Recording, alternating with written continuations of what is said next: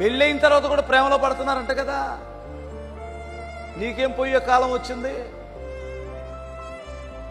నేను ఇలాగ తిడతాను, ఏమనుకోద్దే. ఆయన ఎవరినో ప్రేమించింది, ఆడు మాట్లాడలేదంట, ఏరే దాంతో మాట్లాడుతున్నాడు.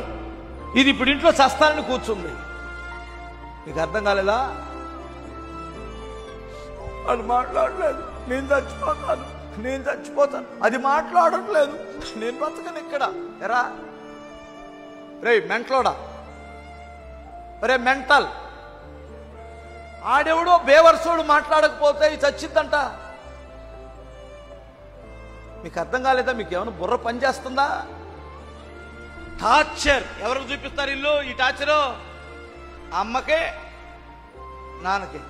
చావడానికి కాదు నిన్ను దేవుడు పుట్టించింది, నిన్ను ఉన్నత స్థితిలో ఉంచడానికి దేవుడు పుట్టించాడు. ఉన్నమాటే కదా మాట్లాడుతున్నాడు ఆ పాస్టర్ గారు అనుకొని ఉన్నారు. ఆ బ్యాచ్ ఉంటుంది చూశారు, ఆ బ్యాచ్ ఏందమ్మా ఆయన చెప్పే వాక్యం ఏంటి? ఏ బ్యాచ్? ఆ బ్యాచ్ ఇప్పుడు నేను చెప్పిన బ్యాచ్ ఉందే, ఆ బ్యాచ్కి నచ్చట్లా. అప్పుడప్పుడే కోడి ముగుస్తూ ఉంటుంది, అప్పుడప్పుడు కోడి ముగుస్తూ ఉంటుంది. ఆ బ్యాచ్ మాత్రం టక్కుని రిటర్న్ అయిపోతున్నారు ఈ దెబ్బలకు తట్టుకోలేక. స్తోత్రం చెప్పగలరా? నిజమండి, నా మాట వినండి. చావడానికి కాదు నిన్ను దేవుడు పుట్టించింది, నిన్ను ఉన్నత స్థితిలో ఉంచడానికి దేవుడు పుట్టించాడు. ఒకే ఒక మాట, మనము సువార్త ప్రకటన చేస్తే ఆ వ్యక్తికి యేసు మీద విశ్వాసం కలగాలి, పరలోకం మీద ఆశ కలగాలి. ఈ రెండు కలిగినప్పుడు మనం టోటల్ గా ఫెయిల్ అయిపోయినట్టు ఇంకేం మాట్లాడలేదు.